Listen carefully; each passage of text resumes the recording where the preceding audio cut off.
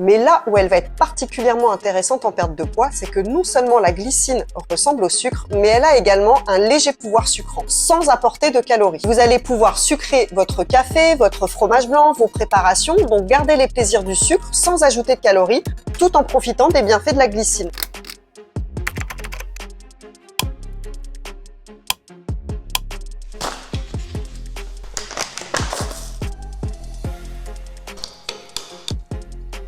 Ouais, je trouve ça pas mal. Ça fait un léger goût sucré, mais genre faux sucre quoi.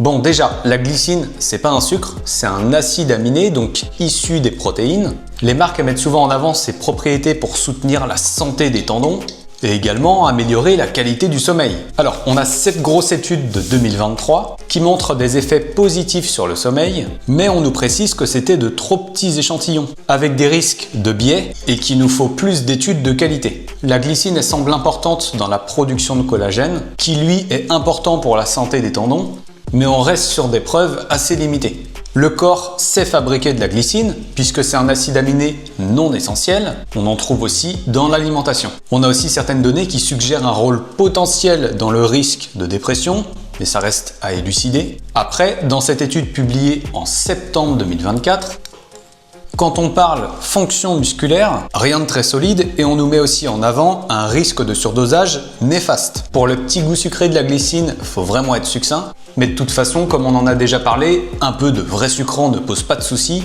faut voir la globalité. Si t'es resté jusqu'au bout, écris sucre en commentaire. À bientôt, c'était Landry.